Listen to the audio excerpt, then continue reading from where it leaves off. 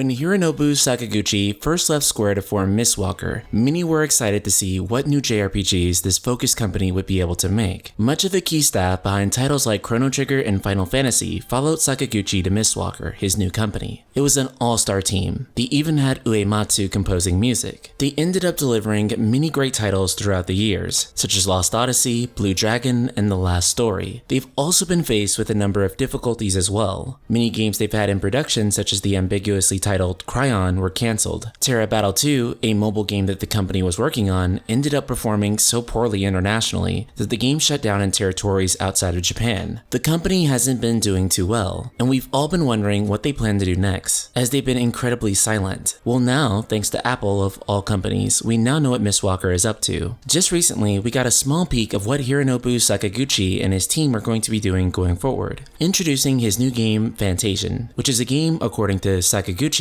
that should not exist, whatever that means. Details are still currently sparse, and we've only managed to get a very small peek of what the game is going to be like. His team is creating the game's backgrounds by hand. They're doing this by creating dioramas, photographing them, and then adding 3D characters. Quote, "I'm a little scared of how many sets we're going to have to build in the end," Sakaguchi said regarding these backgrounds. "The backgrounds really remind me of a PlayStation 1 era Final Fantasy game that featured pre-rendered backgrounds, and in a sense they kind of are, but instead of using expensive and high production CG, these backgrounds are instead made by hand. We see a girl with purple hair running across these backgrounds, though it's very unclear from this short footage on what the game's combat and story will be like. With that said, we do know that the game is coming to Apple's new platform, Apple Arcade, and it seems as though the game is still in early development despite Apple's new platform launching this fall. Fantasian was first trademarked back last summer, and it led to a lot of speculation as to what this new game would be, and now we have some answers, though overall the game's content is still left ambiguous. For those unfamiliar with Apple Arcade, Apple is going to be trying their own hand at making a gaming service that's supposedly the Netflix of games. Isn't every company trying to make that? However, Apple does offer a very unique approach to a problem not too many people have addressed. Apple noticed there was a problem on the iOS store where console quality games can't easily be monetized, simply because you'd have to charge more than what most people are willing to pay for an iOS game, or you'd have to make a free-to-play game that featured loot boxes or ads. Of course, this rules out a lot of experiences for iOS platforms, so rather Apple Arcade is going to charge a subscription fee. You pay the subscription fee and you have access to all the games on the platform. Conversely, developers are paid based on what you're actually playing the most. And also, these games aren't just limited to your iPhone, but also your iPad and pretty much any Apple device you own. This includes your Apple TV as well as your MacBook or iMac. You can pick the game up on any of these devices that you own. You can buy an Apple TV and play the game on the big screen, or you can just play it on your phone, or play it on your MacBook at work. It's an interesting platform that doesn't rely on cloud technology like Google Stadia does, meaning for those of you who live in areas without good internet, this is much more viable than Stadia. Though this game is still shrouded in mystery, I have to admit that from my first impressions, it's still not quite the game I wanted from Sakaguchi or his team at Mistwalker. Of course, the game I'm actually wanting is just a simple remaster of Lost Odyssey for PC, and it currently looks like that's unlikely to happen at the moment. It also looks like we won't be seeing another high-production console game from Sakaguchi for a long time. While many people, myself and possibly Noctis too, fell in love with Sarah from Terra Wars from Final Fantasy 15, it looks like it'll be much longer before we actually see Sarah get her own full-quality console game. It seems very disappointing at this point that Mistwalker seems to be staying away from traditional AAA console games and keeping development costs low. But to be fair, Lost Odyssey was their highest selling game, and even then it didn't even break 1 million units, even with all that Microsoft marketing money. So Ultimate Weapons, are you ready for a new Mistwalker game? Are you disappointed that it's not as high-end as we'd hoped for? Or are you just happy to support Sakaguchi either way? Subscribe, click the bell icon, and let me know in the comments below. And if you really love my content, be sure to check me out on Twitch. That's right, the Night Sky Prince is now Twitch streaming, and you'll be able to watch me play a bunch of games. So be sure to give me a follow at twitch.tv/thenightskyprince, link in the description below.